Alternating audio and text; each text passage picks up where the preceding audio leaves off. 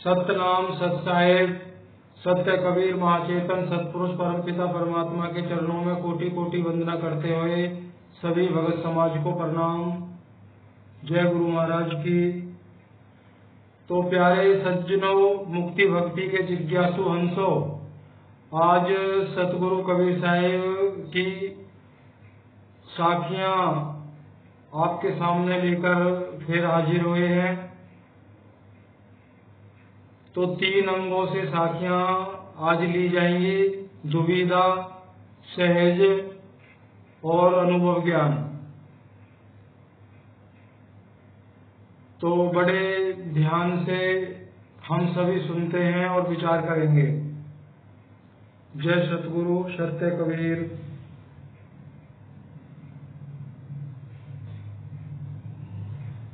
अंग दुविधा। पढ़ा गुना सीखा सभी, मिटी न संशय सूल।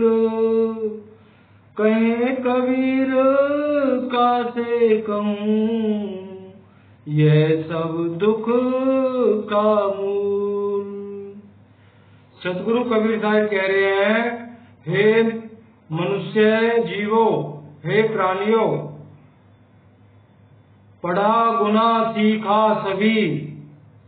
कह रहे आप कितना भी पढ़ लिख लीजिए, कितने ही गुणी विद्वान महापंडित कहलाइए, कुछ भी सीख लीजिए, पिंड ब्रह्मांड तक की खोज कर लीजिए, उसका ज्ञान अर्जित कर लीजिए, लेकिन आपको जो देह धरे का दंड, जो 84 जूनियों में बार बार आपको दुख सहना पड़ता है, ये जो आपको दुख रूपी कांटा की जो पीड़ा हो रही है, जो एक कांटा आपको लगा हुआ है, कह रहे इसके दर्द से आप नहीं बच सकते हो। कह रहे कहें कबीर का से कहूँ, यह सब दुख का मूल। कह रहे हैं मैं 4 युगों में आया, सत्य उपदेश को बताया। साहिब ने कहा है ना कि 4 युगों की वार्ता, 4 युगों की महात्म को मुखई जनाई बात। साहिब ने कहा ना, मसी कलम छुओ नहीं।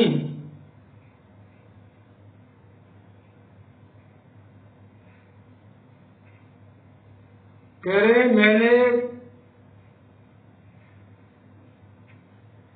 कोई शिक्षा ग्रहण नहीं करी, कोई लिखना पढ़ना मैंने नहीं किया, और 4 युगों की महात्म को, ज्ञान को 4 युगों में आके मैंने जुबानी ही उस सत्य भेद को सभी के सामने रखा। लेकिन किससे कहूँ, कोई बिरला ही मेरे पास आया, और नहीं तो इन संसारियों से अपनी विषय वासनाएं ही नहीं छोड़ी गई। कह रहे ये सब दुख का मूल है, जो भी आप कर रहे हो ये सब दुख का ही कारण है। आप ऐसा जाल बुनते जा रहे हो, जितना जाल बुनोगे उतना उसमें आप फंसते जा रहे हो। इस बात का हमको ज्ञान नहीं है।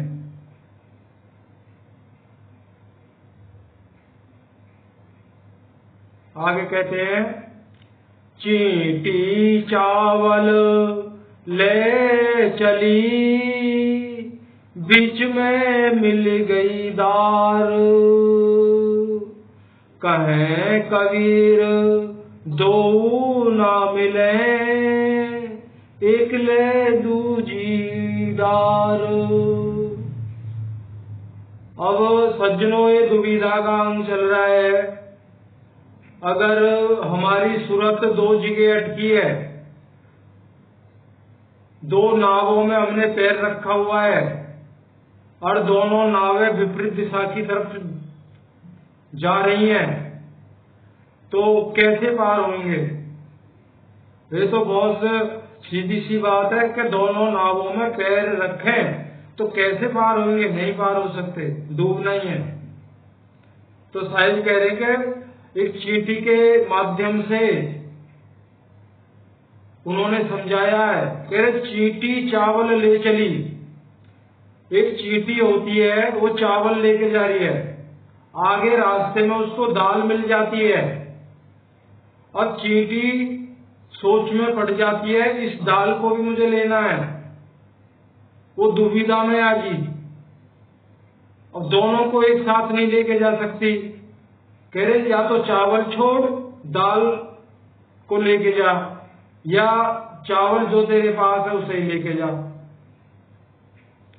तो साहिब यही कह रहे हैं कि कहें कबीर दो न मिले, एक ले दूजी दाल।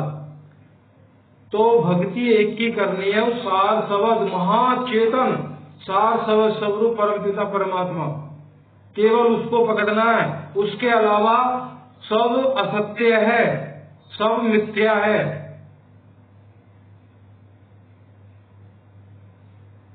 सतनाम कड़वा लगे, मीठा लागे दाम, दुविधा में दो गए, माया मिली न राम। कह रहे हैं संसारी जीवों, सत्य कड़वा बहुत है। सत्य को क्यों नहीं जान पाते? उसका कारण है वो कड़वा बहुत है। कब? शुरुआत, जब उसकी शुरुआत होती है, और वो बेस्वादहीन है, उसमें कोई स्वाद नहीं आने वाला आपको। लेकिन हम जो सत्संगों के माध्यम से उस सत्य की खोज में लगे हुए हैं, तो वहां कोई ऐसी चीज नहीं है जिसमें स्वाद नहीं आता है।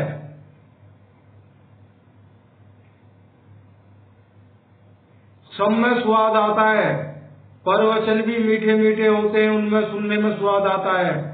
खाने पीने की सारी व्यवस्था होती है, उसमें स्वाद आता है। घूमने फिरने की कुछ भी करिए आप, सब में स्वाद आता है।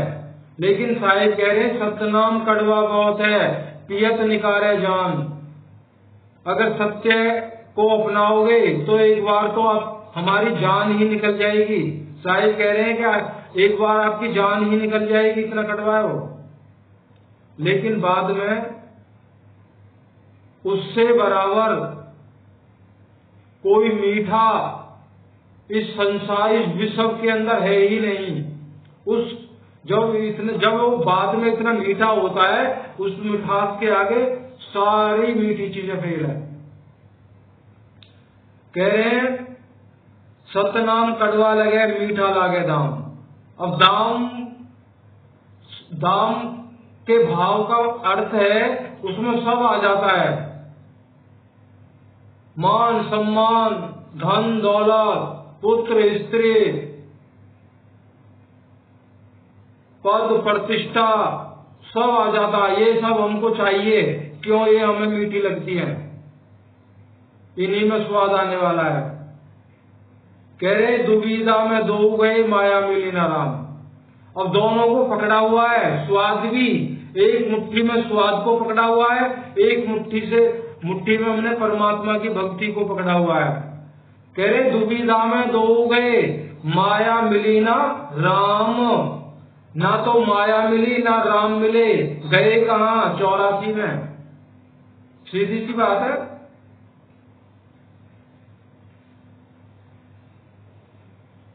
आगे कहते हैं नगर चैन तब जानिए, जब एक ही राजा हो, या ही दुराजी राज में, सुखी न देखा कोई। साहिब कह रहे नगर में चैन, शांति तब जानिए, आनंद तब जानिए, जब एक ही राजा होए। अब कह रहे हैं या ही दुराजी राज में सुखी न देखा कोई। दुराजी कहते हैं माया, मायाकृत सारी भोग विलास, जड़ प्रकृति मंडल, ऐसे नगर में अगर ऐसा राज है, झूठ का राज है, तो वहां कौन नगरवासी सुखी रह सकता है। अगर राजा के अंदर ही छल कपट भरा हो, प्रजा के सुख चैन की चिंता ना करता हो, उनको नाना प्रकार के दुखों में धकेल रहा हो, तो वहां की प्रजा कैसे चैन और सुखी रह सकती है। कह रहे तो मायावी संसार है, इसको जानो, पहचानो, विचार करो और त्याग दो और सत्य के लिए परमात्मा से चिंतन करो। अब ये दुविधा का अंग से कुछ साखियां ली। अब सहज में क्या बोलते हैं, सहज अंग चलेगा। सहज सहज सब कोई कहे, सहज न चीने कोय, जा सहज साहिब मिले, सहज कहावे सोय। अब कह रहे सहज सहज सब कोई कहे, सहज न चीने कोई। और सब कोई कहते हैं परमात्मा की भक्ति बड़ी सहज है। अब सहज कैसे दिख रही है, किसी से भी पूछ लो भैया कैसी मौज आ रही है, कहेंगे जी पूछो मत, गुरु महाराज की कृपा है, पूछो मत, परमात्मा की कृपा है, पूछो मत, सतगुरु की कृपा है।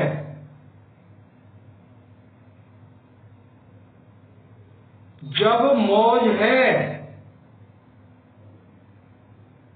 तो फिर हम तो स्वाद में है नहीं, फिर बेस्वाद कहाँ है हमारे लिए।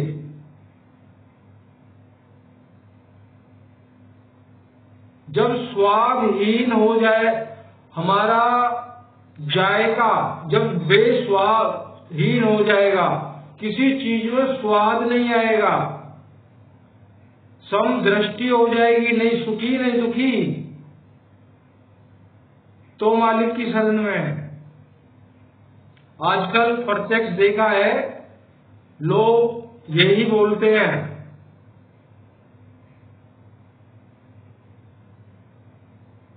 देखो जिस कारण से हम ये बोलते हैं ना, मौज आनंद,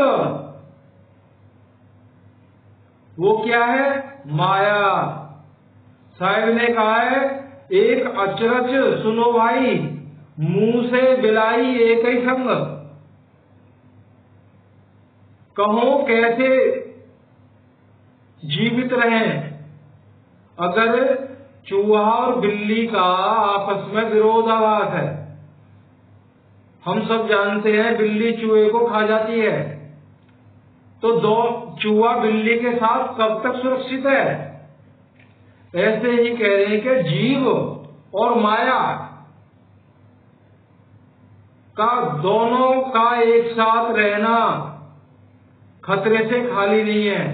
क्यों, माया जीव को चट कर जाती है, विषय वासनाओं में धकेल के उसको खा जाती है। हम माया से ही तो लिपटे हुए हैं। तो बिल्ली को माया बताया, मुंह से बिलाई एक ही संग, ये बीजक में शब्द है। बहुत अच्छी व्याख्या की है साहिब ने। जिनको बीजक सुनना है उस चैनल पे केवल बीजक है, बीजक के सिवाय कुछ नहीं मिलेगा आपको। उस बीजक पे आपको रमैनी मिलेंगी, साहिब के शब्द मिलेंगे, साखियां भी है। सतगुरु कबीर मूल ग्रंथ बीजक, ये चैनल का नाम है। सर्च करोगे तो वो आ जाएगा। अब साखियां जो सुन रहे हैं आप, ये कबीर बीजक सत्य ज्ञान के चैनल पे आधारित है। कह रहे उस सहज को नहीं जानते, कह तो देते हैं, ये सहजता नहीं है कि हमको आनंद आ रहा है, गुरु की कृपा से मौज है, ये सहज नहीं है, ये जाल बुन रहे हैं हम अपने फंसने के लिए आगे आगे। सहज सहज सब कोई कहे, सहज न छीने कोई, जा सहजे विस्या तजय, सहज कहावे सोय। कह रहे जिसको आप सहज बोलते हो, कह रहे ये सहज नहीं है, सहज को पहचानिए। सहज क्या है? जा सहजे विस्या तजय, सहज कहावे सोय। कह रहे जिस सहजता से, आसानी से, सरलता से आप अपने विषयों को त्यागते जा रहे हैं, उनको कम करते जा रहे हैं।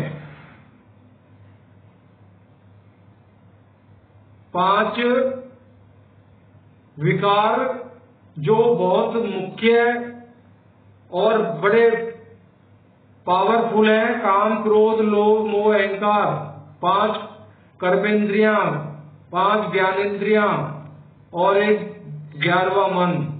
जब ये धीरे धीरे धीरे सहज से धीरे धीरे डाउन होते हैं और डाउन होते होते निर्मूल हो जाते हैं, ये फिर उस जीव पे हावी नहीं होते हैं। हाँ, शुरू में जरूर हावी होते हैं। ये अनुभव की बात है। जब आप सत्य को आपने दृढ़ संकल्प कर लिया, आज के बाद सत्य रास्ते पर चलूंगा। सत्य का मतलब ये नहीं है कि झूठ नहीं बोलना, चोरी छल कपट नहीं करना, ये तो गुण है, ये सद्गुण है। ये पहले ये सद्गुणों का होना बहुत जरूरी है अंतकरण में। उसके बाद में सत्य, उस सतगुरु सत्य परमात्मा से आप जुड़ोगे। उस सत्य क्या है? सतगुरु कबीर साहिब का सिद्धांत। उस सिद्धांत के अनुसार हमें चलना है। जैसे ही सोचेंगे, कठोर संकल्प करेंगे, निश्चय ले लेंगे, अब ऐसा ही करना है, कुछ भी हो जाए, तो काम क्रोध लोभ मोह अहंकार, ये अनुभव की बात है, आपको बताई जा रही है। और सतगुरु कबीर साहब ने 700-800 वर्ष पूर्व बीजक में लिख गए हैं कि विकार आपका किस तरह से पीछे लगते हैं। अरे अनुभव में आया है, इनका वर्णन नहीं कर सकते। जिस तरह से पीछे लगते हैं, कितना टॉर्चर करते हैं। ये नहीं है कि हम इनके काबू में नहीं होंगे, जीव काबू में होता है। फर्क कितना होता है? थोड़ी देर के लिए उसके अंदर सत्यता प्रकट हो जाती है तो वो इन पे काबू पाता है, थोड़ा थोड़ा करके काबू पाता है, गैर समझता है वो, फिर विवेक उसके अंदर विवेक जागृत हो जाता है, वो समझ जाता है। सतगुरु पहले बोल गए इनसे होशियार रहना है, जब ये परेशान करें तो इनसे कैसे काबू पाना है, इनकी नाक में कैसे नकेल कसनी है। जब ये अवस्था होगी तो उस अवस्था में हम ये कहेंगे कि आनंद आ रहा है, मौज आ रही है। बच्चों, मैंने ये कर दिया, मैंने वो कर दिया, एक बच्चे को विदेश भेज दिया, ये कर दिया वो कर दिया। जब तक ऐसी मुंह से वार्ता हमारी निकलेगी, हमारे अंदर सत्यता नहीं है। अच्छा कर्म है, अच्छी बात है, जिम्मेदारियों को जो भी भाई अच्छी तरह से निभा रहा है, लेकिन ये गाने का विषय नहीं है। जो किया साहिब ने किया, हमने कुछ नहीं किया। हाँ, उस साहिब ने मेरा नाम जरूर करा दिया है, करता तो वही है।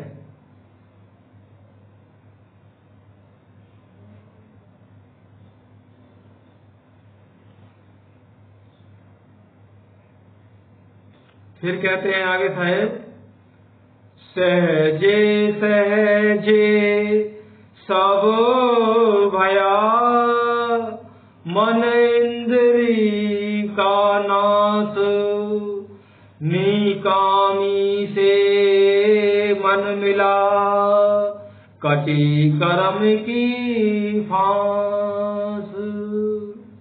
कह रहे सहज सहज सब गया मन इंद्री का नाम, सारी इंद्रियां पस्त होगी, मन निर्मूल हो गया और धीरे धीरे सारी काम वासनाएं जहां जहां हम स्वाद लेते थे जिन जिन वासनाओं में, वो सब बेस्वाधीन हो गई। किसी चीज में मन नहीं। आठों पहर 24 घंटे सुरत उस परमात्मा के मिलन के लिए राह तकती रहती है।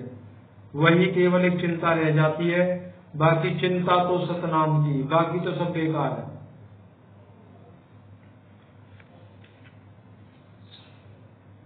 कह रहे निकामी से मन मिला कटी कर्म की फांस। अब निकामी कौन है? निकामी तो परमात्मा है जो किसी भी बंधन में नहीं है, वो हर बंधन से मुक्त है, उस पे कोई कर्म लागू नहीं होता है। जब ऐसे से दोस्ती होगी तो हमारे ऊपर कौन से कर्म लागू होंगे?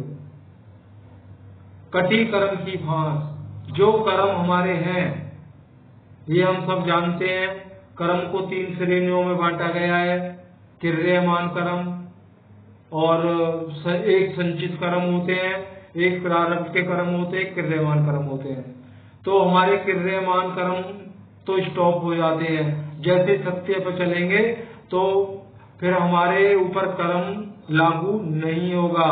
साहिब ने यहाँ तक बोला है, अगर आपके पैर से आपकी सूरत परमात्मा में लगी हुई है, आपके अनजाने में अगर कोई जीव जंतु मर जाता है तो आप उस कर्म में आप नहीं बनोगे।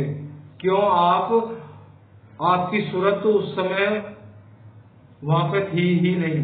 सूरत कहाँ थी? परमात्मा के चिंतन में। अगर सत्य से नहीं बंधे हैं तो जाने में कर्म बनता है और अनजाने में जो हुआ वो भी कर्म लागू होता है।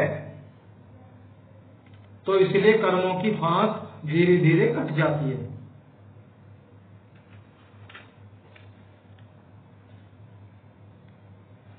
तो आगे कुछ अनुभव की साक्ष्य लेते हैं। आत्म अनुभव ज्ञान की जो कोई पूछे बात, सो गूंगा गुड़ खाई गए कहे कौन मुख स्वाद।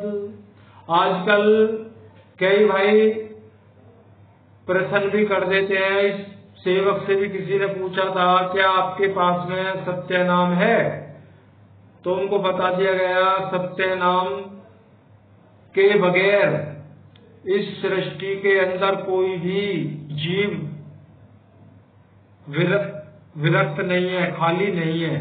सभी के अंदर सत्य नाम वास करता है। फर्क इतना है, जो जानता है वो उसको प्रकट कर लेता है, और जो नहीं जानता है वो सत्य नाम रूपी गठरी वो बंद की बंद पड़ी रहती है। एक भीखा जी संत हुए थे, उन्होंने एक बहुत अच्छी वाणी के द्वारा समझाया था, भीखा भूखा को नहीं सबकी गठरी लाल, गिरे खोल ना जानसी ताते भय कंगाल। तो भीखा जी संत समझा रहे हैं, उन्होंने कहा था भाई सबकी गठरी में परमात्मा ने सत्य के लाल रूपी अनमोल रत्नों को बांध के सबको गठरी दी हुई है। गिरे खोल ना जानसी ताते वै कंगाल। कह रहे आपको जब उसकी गांठ है, उसकी गांठी खोलनी नहीं आती है तो इसमें देने वाले का क्या दोष है? जो उस गांठ को खोल लेता है वो मालामाल है। वो गठरी बंद आई और बंदी चली गई हमारे साथ, नहीं खोल पाए। जिन्होंने खोला वो मालामाल हो गए, वो कहीं के कहीं पहुंच गए, और हम जो नहीं खोल पाए भिखारी थे और भिखारी ही है और भिखारी ही मर जाएंगे।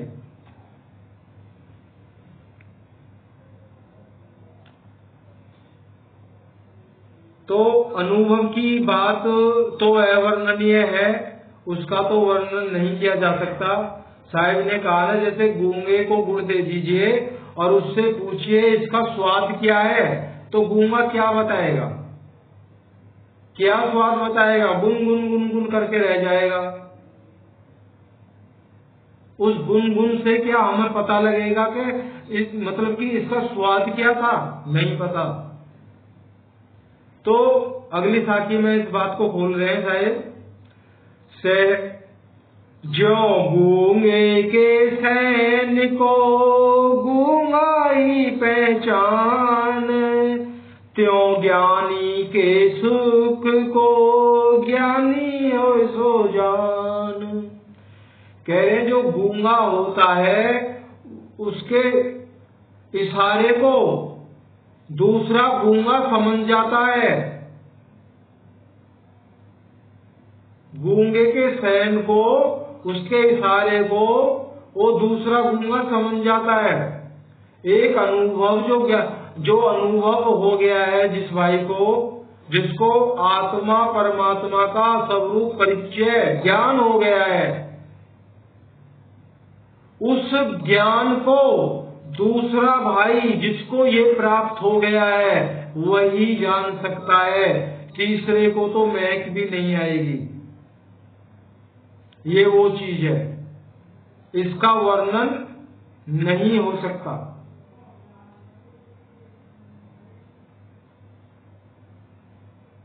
इसका मतलब ये नहीं है कि बताते नहीं है, बताया ही नहीं जा सकता। आप लाख कोशिश कर लीजिए, आप बता ही नहीं सकते।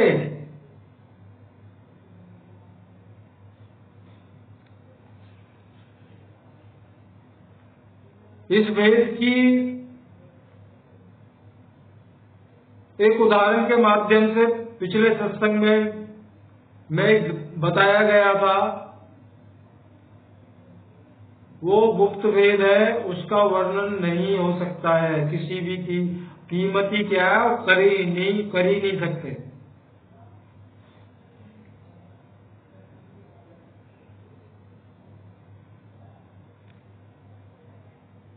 आत्म अनुभव सुख की का कोई पूछे बात, के जो कोई जानई के अपनो ही गात। कह रहे क्या पूछोगे अनुभव ज्ञान की बात, क्या पूछना चाहते हो और क्या देखना चाहते हो? कह रहे ये तो वो अनमोल वस्तु है, या तो उस जैसा कोई अन्य है वो जानता है, या अपनो ही गात, या स्वयं ही आप जानते हो। इसको आप किसी को दे नहीं सकते, बता नहीं सकते, दिखा नहीं सकते। इसलिए साहिब ने कहा है, इसलिए सतगुरु कबीर साहिब को कहा गया कृष्णाचार्य। सतगुरु कबीर सतनाम के भेदी, सतगुरु कबीर के सिवाय मुक्ति के उस भेद को, उस गुप्त धन को कोई नहीं बता सकता। कोई भी गुरु के अंदर इतनी पावर नहीं उस भेद को बता सकता है। हाँ, गुरु रास्ता देगा, उस रास्ते पर जब चलोगे तो उस भेद को अंदर बैठे हुए सतगुरु कबीर, हर घट वासा कबीर का, उस हर प्राणी के घट के अंदर कण कण में समाये हुए हैं। जब उनको लगता है ये लायक हो गया है तब सतगुरु कबीर साहिब उस भेद को लगाते हैं। ये समझ लीजिए।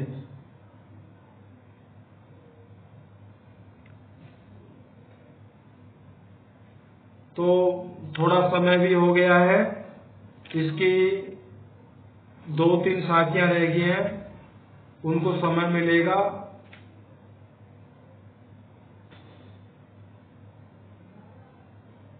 या चलो इन्हें पूरी कर देते हैं, कोई नहीं। आत्म अनुभव जब भयो तब नहीं हर्ष विषाद, चित दीप सम होए रहो तज कर बाद विषाद। कह रहे जब आत्म अनुभव हो जाता है तो कोई खुशी कोई दुख कुछ नहीं रहता। दुख हो जाए कितना ही बड़ा तब भी वैसा, कितनी बड़ी खुशी हो जाए तब भी वैसा, उसका चित्त सम दृष्टि में आ जाता है। कागद लिखे सो कागदी की व्यवहारी जीव, आत्म दृष्टि कहा लिखे जित देखे तित पीव। कह रहे कागज लिखे तो कागजी, किसके लिए कहा गया? ये जितने भी हमारे धर्म ग्रंथ हैं और भी इस भौतिक जगत की खोज खबर की जो भी जितनी भी रचनाएं हैं, कोई किसी की रचना करता है कोई किसी की। कह रहे हैं कागज लिखे तो कागजी के व्यवहारी जीव, या कोई बड़ा व्यापारी होता है वो अपना बही खातों को भरता रहता है। कह रहे वो लिखने पढ़ने सुनने की वस्तु नहीं है, वो देखने की वस्तु है। कह रहे हैं कागज लिखे तो कागजी के व्यवहारी जीव, आत्म दृष्टि क्या लिखे जित देखा तित की। तो उसको लिखा नहीं जा सकता है, उसको सतगुरु जब भी देंगे उसको लिखाएंगे दिखाएंगे, बताने का वो नहीं है, वो दिखाने का ही भेद है, उसको दिखाया जाता है।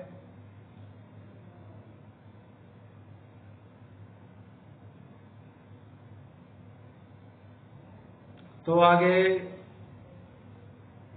अंतिम साखी है, लिखा लिखी की है नहीं देखा देखी बात, दुल्हा दुल्हन मिल गए फीकी परी बरात। देखो यहाँ भी साहब ने वही बताया है, लिखा लिखी की है नहीं देखा देखी बात। कह रहे वो लिखने पढ़ने में आती ही नहीं है, वो देखा देखी की बात है। अब कह रहे कितनी बड़ी बारात होती है,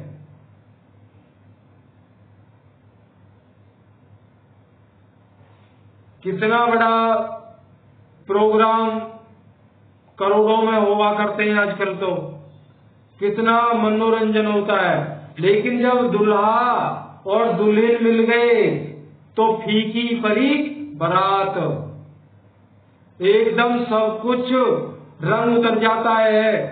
हम सब देखते हैं तो आए दिन देखते रहते हैं ना। अब कोई सज धज के जाता है तो पूछते हैं उसको, भैया कहाँ जा रहे हो? तो वो बड़े चाव में बोलता है, अजी बारात में जा रहा हूँ, फलाने की बारात में जा रहा हूँ।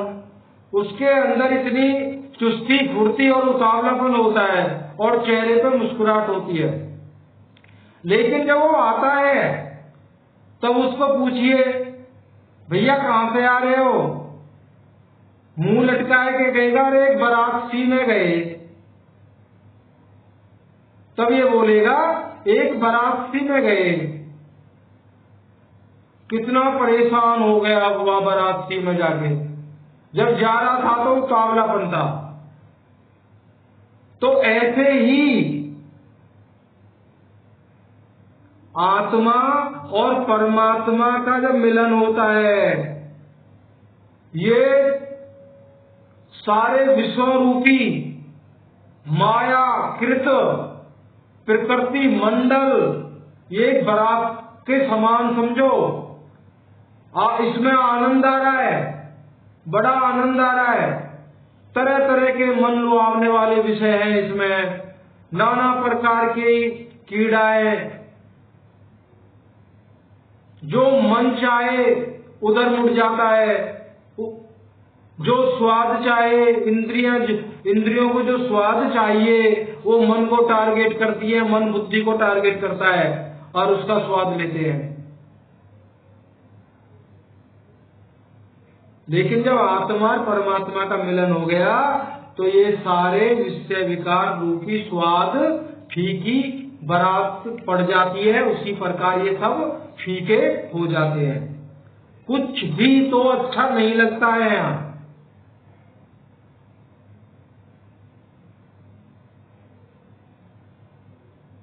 कोई कितना ही बड़ा रईस क्यों ना हो, करोड़ों रुपए की गाड़ियों में क्यों ना चलता हो, लेकिन जब वो इस अवस्था में आता है ना, कुछ मन नहीं करता उसका, फिर किसी गाड़ी में चलने के लिए नहीं, कोई ड्राइव करने का मन नहीं, कुछ नहीं, वो स्थिर हो जाता है। इसलिए हम सबको पहले स्थिर होना होगा और साईं की वाणियों पे विचार करना होगा। ये जो वाणियां सुनते हैं ना, ये सतगुरु कबीर साईं भी समझो, वाणियों के रूप में सतगुरु कबीर साईं है हमारे सामने। सतनाम सच्चाई सत्य कबीर, सतगुरु की कृपा होगी तो आपकी सेवा में फिर हाजिर होंगे। सतनाम। जय गुरु महाराज की।